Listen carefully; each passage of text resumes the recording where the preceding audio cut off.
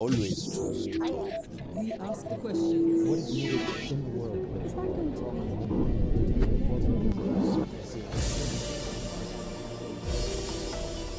Prva žena predsjednica Kosova i istaknuta zagovornica prava žena tijekom svog mandata zalagala se za provedbu rezolucije Vijeća sigurnosti UN-a 1325 o ženama, miru i sigurnosti.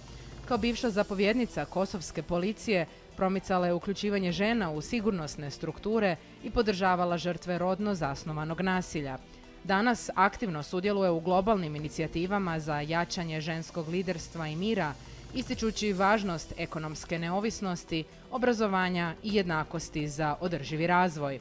Atifete Jahjaga za Al Jazeeru govori o ulozi žena u oblikovanju postkonfliktnih društava, izazovima rodne ravnopravnosti i važnosti regionalne suradnje za stabilnost Balkana. Mrs. Atifete Jahjaga, thank you for agreeing to speak to Al Jazeera Balkans. Hvala lijepo, Hanan. Baš mi je drago što sam sa vama danas. Pozdrav vama i svim vašim gledalcima. Hvala vam. Iako intervju nastavljamo na engleskom jeziku, so let's start as Kosovo's first female president and certainly a trailblazer for women's leadership in these post-conflict societies. How do you perceive the transformative role of women? Women are natural bridge builders, and they are crucial on building the peace and maintaining the peace, because it's in the nature of every woman of us, no matter where we are. And the women of Kosovo have played a crucial role in every process that the Kosovo was going. They have been in the forefront of our civil resistance. They have been in the forefront during the wartime in Kosovo, and they have been also in the forefront of the immediately after the end of the war in the process of the state building and rebuilding our country from the ashes of the war. And what is much more credit is that the women have been very crucial on integrating this gender perspective into the institutional and social life of Kosovo, starting from the Constitution of Kosovo, starting from the legislations of Kosovo, on the law for the gender equality, on the anti-discrimination law, into the law for the inheritance, property rights, family rights law, in the law for the labor law, into all of the strategies and actions plans of the country. So the gender perspective was included due to the activism of women, being in the institution, but also being on the civil society. So not only Kosovo, and I can proudly say, we are one of the greatest role models in the region when with the question of the women's inclusion. And the region, but also the world, particularly those countries which are the post-war, post-conflict, and the countries in the transition, they can extract so much of the good experience and the practice, because at the end of the day, we don't have to reinvent the wheel. We just need to adapt to our needs and requirements. I wanted to just to interrupt you here, because you were one of the champions of this, of bringing women into security forces during your presidency. So if we can focus, I will definitely let you tell me more about this, but can we just go back a little bit in history and hear more about your role in including these women in security forces, which, if I may add, is, you know, even before all of these countries today that are, due to trending, trying to implement some elements of the women, peace and security agenda, you were somebody who was, you know, working on it many, many years before. Absolutely. Just a few minutes ago, I was talking this morning at the conference organized here in Sarajevo about the experience and the expertise of the women police officers within the Kosovo police, or better saying, the women in uniform. And with a little of the correction that as the President of the Republic of Kosovo, I have continued to support the agenda of inclusion inclusion of the women more within the security sector of Kosovo. But that had started 26 years ago, immediately after the end of the war, when the Kosovo police was created on the basis of the inclusiveness by including also about 15% of quota of women within the... yes, I see your expression. Each and every one of us might have a different opinion about the quota, but I am very much in favor of quota, especially into the societies which are in the process of the transition, because the quantity will lead you towards the quality. And so we have started with, immediately after the end of the war, with a quota representation of the women within the Kosovo police across the board, and not only to have them in uniform, but that percent which represented in all the ranks. It was into the sergeant's rank, it was in the captain's ranks, it was in the most specialized units, in the most elite unit, as a dog handler, as the close protection, as the regional operational unit, in the police academy, and all the way down to the rank that I hold before becoming the President of the Republic of Kosovo, which was a 5-star general. And so women can do it when they are given the chance. And so it was because of the work of the women that the reputation and the image of and the perception of the people of Kosovo towards the Kosovo police has been increased, because we should not forget, as I mentioned in the very beginning, 26 years ago where we were, and every time we as the citizens of Kosovo, every time we've seen the uniform in the street, it has in a way affiliated us with the beating, with killing, with imprisonment, and with torture. And whenever we've seen the uniform, we have not seen there a person, a woman or man there to serve you, to rescue you, to be in your service, to be there to protect the rule and order of your country. But we have affiliated with something else. And it took us much more effort as the people of Kosovo, as the institutions of Kosovo, to contribute on changing the mindset of the people of Kosovo towards the police. And women have played a crucial role in that. Can I just add a question here? So basically in the beginning, during the state making and, you know, after the war and all those years that followed, it was more, you used a positive discrimination measure. However, so many years later, especially because you hinted in a way that people's perception of also the security forces has changed, would you say that people's perception of women and security forces has changed, that it maybe also it's no longer necessary to have these positive discrimination measures or quotas, but that it's a process that naturally and organically comes? It has changed a lot, and because we are a patriarchal society, like it or not, we have been and continue to be to the certain point. Yes, we changed a lot, but still we have a long way to change it.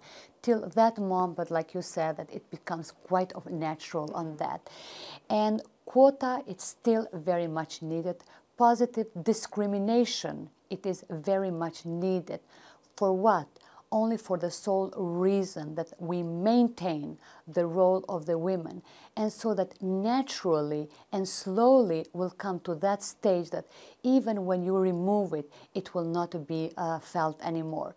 Because in the beginning, as I said, in the former police before 1999, women had no role in the police organization, and especially into the uniform. There were only few women in administration or certain clerk jobs and others, but not in active policing job. So I am forever grateful to all men and women, but particularly to those women that through their professionalism, they have proven themselves and they have gained the trust of their own fellow colleagues, but the people mostly. However, these societies we live in, whether it's due to the still very fresh wounds and trauma of war, or due to some other reasons, gender-based violence is still a large problem in all of our societies. How has Kosovo confronted the legacy of wartime sexual violence and what mechanisms have been established to provide the survivors with adequate trauma healing and other ways of countering this trauma.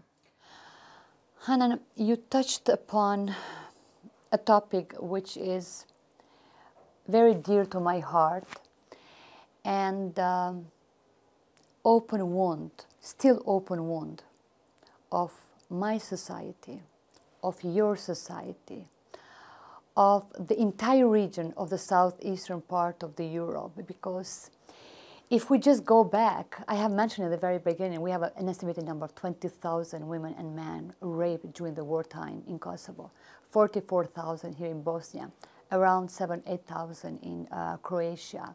And as we speak, we are having them in Ukraine, and we're having in the Middle East part and everywhere. So due to our shame, if I may say, as a people of Kosovo, immediately after the end of the war, we have cornered the survivors of the sexual violence,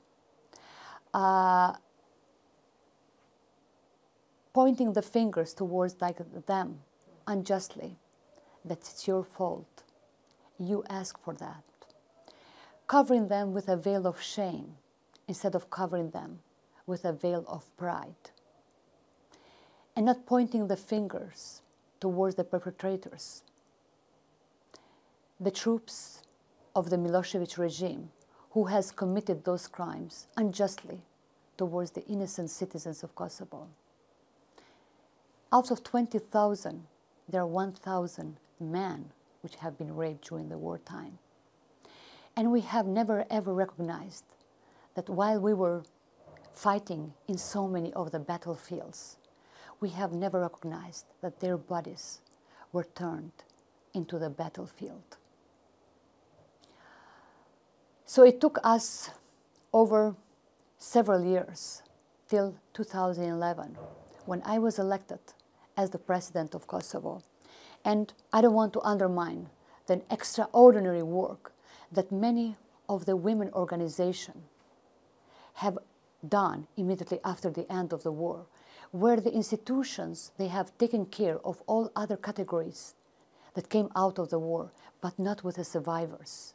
But they could push it up to here, but its responsibility falls among the governmental institutions to take them, to embrace them, and to put them under the institutional care. So, Hannah, it was in my very first day as the president of Kosovo that I had the first meeting with over 36 women survivors of the sexual violence from different parts of the Kosovo. And I have taken very bold steps. And I have created for the first time in the history of Kosovo, but also in the world, it's unprecedented. With the presidential decree, I established the National Council for the Survivors of the Sexual Violence that has opened the chapter for their rehabilitation, reintegration, resocialization, access, free access to the medical services, and access to justice, which has opened the path to create the governmental commission to start the verification process and to change the law on the war values and to recognize the status of the survivors of the sexual violence as the civilian victims of the war, which they are entitled of their lifetime pension, which is just a small stipendia to support and to empower them to raise their voice so they can step up and speak on their behalf and for their own survivors as well. And so that was a turning point. Then it was an organizing of the biggest regional conference of women, where 190 women leaders from around the world came to Pristina to talk about the women's rights in general, where as an outcome came out the Pristina principles as an outcome of this conference. Lately, my dear, as one of the very first interviews publicly, what I'm saying that we hope open the first museum of the survivors of the sexual violence, which I am calling the home of all survivors of the sexual violence of Kosovo, but also of the region and beyond. This also brings me to maybe another question. you know, our region, the Western Balkans, 30 years after the war, 26 years after the war, it's, first of all, we're still, to a very large extent, all feeling repercussions of the war, even though the wars have ended.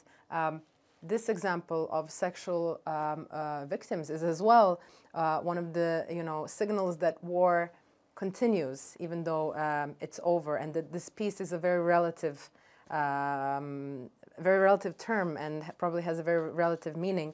However, these unresolved tensions and conflicts we have, how can regional collaboration, even though this might be an empty question in a way, but how can we, do you see, especially through the different kinds of work you've been doing, a way to foster stability, reconciliation, and then finally, perhaps a shared vision for peace in our region? Yeah. My dear, there is always a way, but what we are lacking is the will. Particularly among the political elites. Globally, this is a global phenomenon. It's not only among us. But when you are small countries, small societies, small region, you feel the consequences of it much more and much deep into that. I would like to quote late President of Kosovo, President Rugova, which I had a tremendous respect about him and his contribution to the country. He said once that in the war, there are no winners and losers. Everybody loses, but depends how much you lose. And us, we know very much how much we lost in that. Future of Kosovo, future of Bosnia and Herzegovina, of Northern Macedonia, of Montenegro, and all other countries in the region has been and continues to be within the EU and EU integration, Euro-Atlantic integration. We have no other alternative. But the EU sits in several of the golden pillars. What are these golden One pillars? of the main golden pillars is the good neighborhood relation and solving of all of the unsolved issues. My dear, how you are going to solve the unsolved, where the basic one has not been met so far, nowhere in the region? Acceptance. Accepting publicly the crimes that has been conducted unjustly towards the innocence of hundreds and thousands of people in the entire region, Croatia, Bosnia and Herzegovina, and Kosovo. And apologize for the crimes that has been committed. Can I ask you something? That is a precondition to the long-lasting peace and healing from inside and outside of the people. Yesterday, I had over 3 hours meeting with the mothers from Srebrenica. My heart was in thousands of pieces. They gave me this one that is going to be with me for a long, long, long time. And it was spelled through their mouth exactly what I hear from the survivors in Kosovo, survivors of sexual violence, survivors of the massacres in Kruše and all other parts of Kosovo. A recognition and apologies in order to flip the page and start drawing together the future that we all of us need. Young people should not be raised with this extreme level of the nationalism that we are experiencing. because that we left in the previous century, in the 19th century. And we need to move differently. But justice, acceptance, and apologies are a precondition to that. What if this doesn't happen? Well, then we are going to face with much more consequences. And we are going to leave, to inherit it to the younger generation that they don't deserve. Because our younger generation should be the future Europeans. And they don't own us. It is our moral obligation. It belongs to our generation, not to inherit it to you, what I have inherited from my previous grandmother and grandfathers. Perhaps for the end, let's try to see into the future based on all of these different topics we touched upon today. Some were heavier, some were lighter. However, they all paint our lives and they are all our reality here in the region.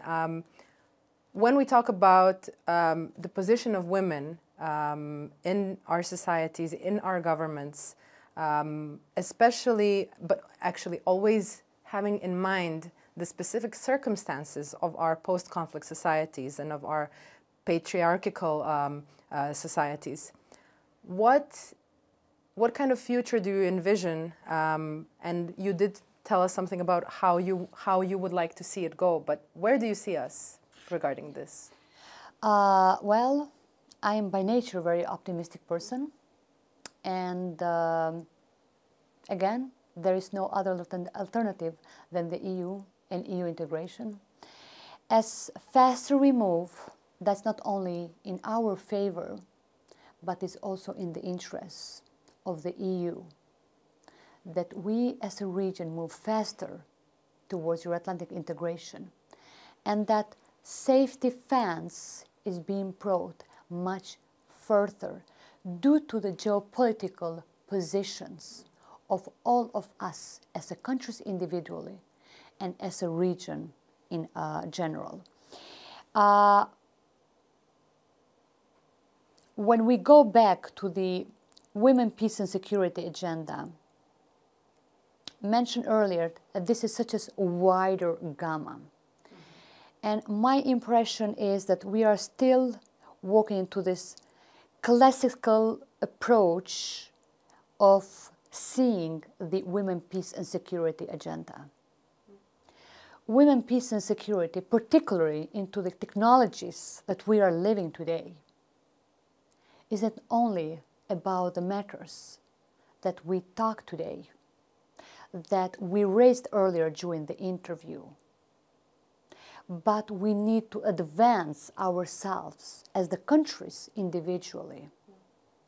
Because Women, Peace and Security is starting from the daily life of ordinary people, particularly the women, and all the way down to the climate change and environment and others. Because I used to refer before, when you invest in women, it's like 3 in 1. You don't only invest in that individual. You invest also in the family, because the women are the one who are educating their kids at home. And as a matter of fact, the education and who we are today depends how we are raised from the very beginning. There is a huge responsibility in the shoulders of fathers and mothers to raise equally boys and girls with the equal standards, with equal rights and equal responsibilities. And by investing in women is also investing on the future of the society. And by investing in this future society, you invest on the future of your own country, because it's the half of the society. You cannot close the eyes of 51% of our societies. And what has been always, in a way, interrupting me is that strong alliance and sisterhood among women. I felt on my own skin that kind of approach, which I don't want to spell it out in this interview today. But my message towards all of the young, brilliant ladies, that one of them is sitting in front of me today, and many of them, hundreds of them I met today, thousands, hundreds of them I meet in my own country, region, globally, is you need to continue holding yourself. We need to keep ourselves. We need to advise each other. We need to have this women's club, because the men's, they do have the old boys club. And no matter what happens, they still go back and support each other. But women have a tendency sometimes to be the biggest enemies of their own kind. There is nothing in this world, and I speak out of my own example, that it cannot be done from each and every one of us, and sometimes even better than the male colleagues. If we trust in ourselves, if we invest in ourselves, and if we keep each other close to each other. Yes, I criticized big times, many times, even women, but never in public. Criticize in private, praise in public, because it's about legacy that we are leaving to the younger daughters. I like this message for the end of the interview. Mrs. Thank you. Jahjaga, thank you very much for your time and all the messages you gave to me and to our viewers. Thank you for taking the time.